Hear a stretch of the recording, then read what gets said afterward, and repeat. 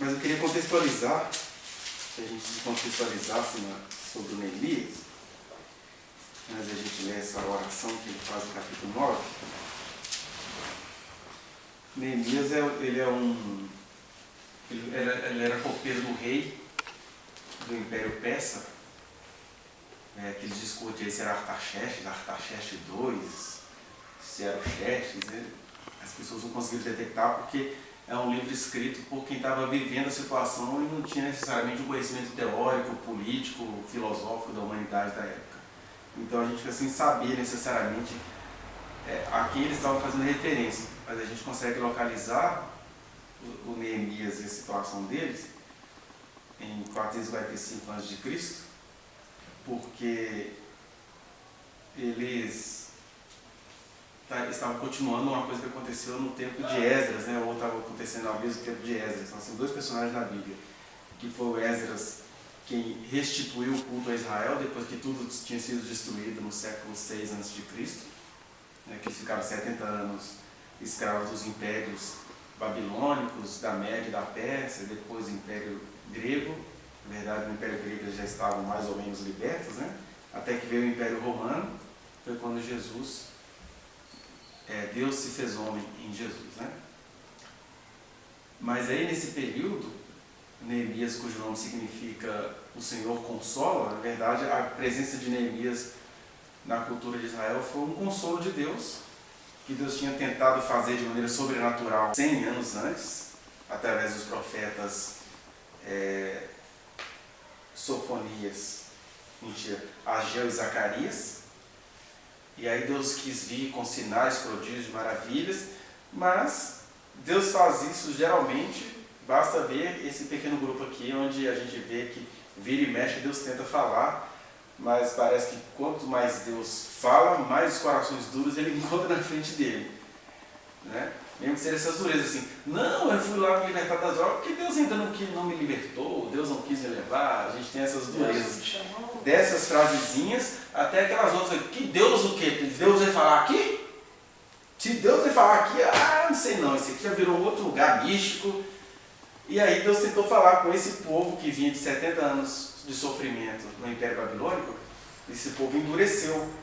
E a dureza é tão grande que até quando você está explicando que Deus quis falar e o povo era duro, você já cria um medo em algumas pessoas. Nossa, e se Deus falou comigo e eu não ouvi, será que Deus está planejando contra a minha vida? E Deus não está planejando nada, Ele só quer ser Deus habitando em nós, falando, nos orientando.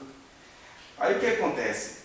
E depois dos profetas Ageu e Zacarias, e do sumo sacerdote Josué e do governador Zorobabel, que era o último descendente lá dos reis de Judá, alguma coisa ficou nebulosa, essas pessoas morreram, e aí quase 100 anos depois, está lá Neemias no Império Persa, sendo copeiro do rei, do imperador, e ele se lembrou de que Jerusalém estava lá as tralhas, habitação de raposas, habitação de tudo quanto é coisa esquisita, um pouquinho de gente pobre lá, e ele fez uma oração ao Senhor e falou com o governador, com o imperador: deixa eu ir lá restituir o meu povo, que voltou para a terra deles por ordem do rei Ciro. E aí o governador, o imperador, deixou ele lá e ainda deu a ele o título de governador da Judéia. Na verdade, a Judéia era uma ocupação.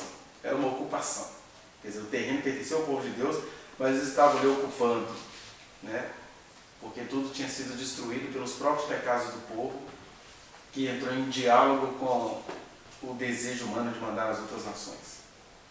Aí, o Neemias vai, ele reconstrói os muros da cidade, e fica nessa história de reconstruir o muro da cidade, volta um pouquinho para dar satisfação ao imperador lá na Pérsia.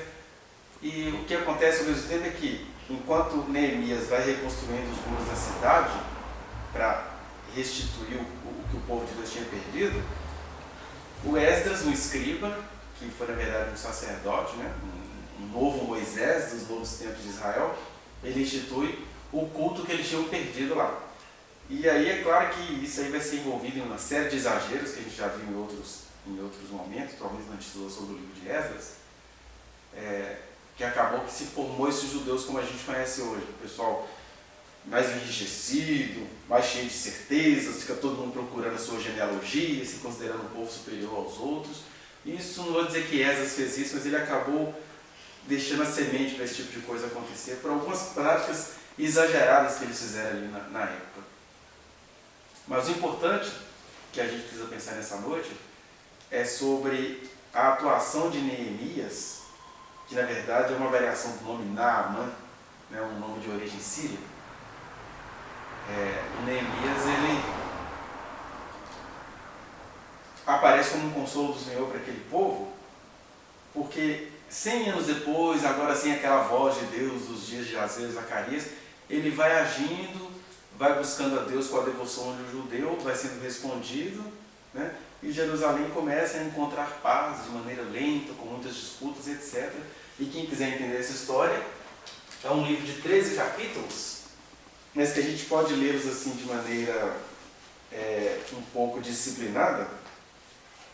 Se a gente dividir essa leitura em 5 dias, né? Por exemplo, no primeiro dia a gente pode ler o capítulo 1, que vai falar dessa oração de Neemias, antes de ele pedir ao rei autorização para construir os muros da cidade. Aí do capítulo 2 até um bloco grande, assim, do capítulo 2 até o capítulo 6, ele vai tomar uma série de medidas, principalmente a reconstrução dos muros, com muitas disputas, muitas canalhagens, né? Muitas Sanbalates e Tobias, que eram 2 figuras que aparecem no livro que vão atrapalhar a reconstrução desses muros, né? Olha só, o cara está só construindo um muro daquilo que pertence àquele povo. Aí, um tal de Sanbalate, que era um oficial de origem babilônica, é um nome que significa que a deusa lua te dê longos dias, Sanbalate, que acho que era Eliasib, o nome do sumo sacerdote, está tudo aí no livro de Neemias. Aí ele consegue, por exemplo, o sacerdote arruma um quartinho no templo que o Neemias estava reconstruindo, ele arruma um quartinho para esse Tobias, que era um judeu meio vendido ao império. Eles se viam tramando contra a reconstrução desses muros. Então todo esse episódio vai estar entre o capítulo 2 até o capítulo 6.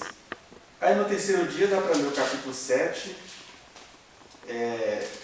que vai falar de algumas questões políticas, sobre quem vai ocupar o quê, quem vai morar onde, na Nova Jerusalém, digamos assim.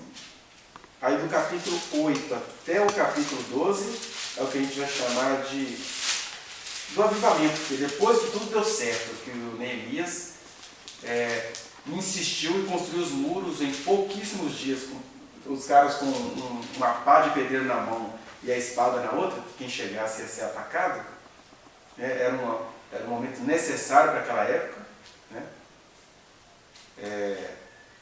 Aí o povo entendeu a mensagem, todo mundo, depois da construção da obra feita, para todo mundo emocionado. Basta você fazer qualquer trabalho de escola ou de faculdade, que na hora de fazer aquela reclamação, aquele lenga-lenga, mas depois que fica tudo pronto, você fica querendo reler o texto toda hora, porque ficou maravilhoso a obra. Então isso tudo juntou no povo e houve um grande avivamento, né? E seria a leitura do 4º dia, do capítulo 8 ao 12. E a leitura do último dia, no capítulo 13, são as medidas radicais que Neemias vai tomar, junto com Esdras, sobre o que a gente vai chamar de reforma, né? Quando ele pede para as pessoas desfazerem determinado tipo de casamento, as descrições dessa reforma são assim, bem literais, né?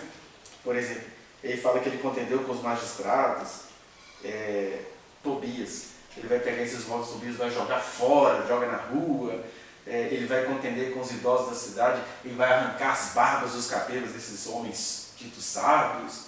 Então, ele tinha um poder na mão de um governador, instituído pelo rei da Pérsia, mas ele toma medidas corporais contra as pessoas que não estavam deixando eles reconstruírem a cidade. Isso aqui, né, um bolsominho pega isso aqui e já entende que isso é uma política divina. Na verdade, aqui está falando de um povinho micro, num império ou numa sociedade que não existiam os direitos humanos, e onde não existem direitos humanos, isso aqui está mais próximo ao comunismo de Marx do que as políticas do Bolsonaro. O pessoal fala, por exemplo, mal dos comunistas, primitivos, né? Que tiveram que enfrentar, soltar bomba, fazer um monte de coisa, porque onde você tem um governo que não deixa os direitos humanos se estabelecer, vai na força humana mesmo, não tem jeito não. Por isso que a Dilma Rousseff, quando era estudante de economia, foi presa lá com o pessoal que descobriu 2 milhões de reais na casa de uma amante de um governador de São Paulo, do qual o Temer já era secretário dele. Porque o Temer é velho, né? Aí ele fala, Dilma é terrorista. Não, ela não era terrorista. Ela teve que agir daquele jeito, numa época em que os militares perseguiam quem estava lutando pelo bem da sociedade. Mas até hoje você não convence ninguém disso. Mas o Neemias se parece mais com esse povo da Dilma. Ó, eu tenho uma autorização de ter uma cobertura aqui do rei, mas aqui esses caras aprontando todas, é jogar móvel para a rua, é puxar cabelo de quem for necessário, porque é aqui que a gente vai chegar onde eu queria falar hoje. Porque a palavra de Deus diz que nós não temos que lutar contra a carne e contra o sangue. A nossa luta é contra os principados e potestades. Mas em certas circunstâncias, em momentos específicos, é necessário a gente lutar temporariamente contra certas carnes e sangues, porque eles estão a encarnação de certos principados e potestades, né?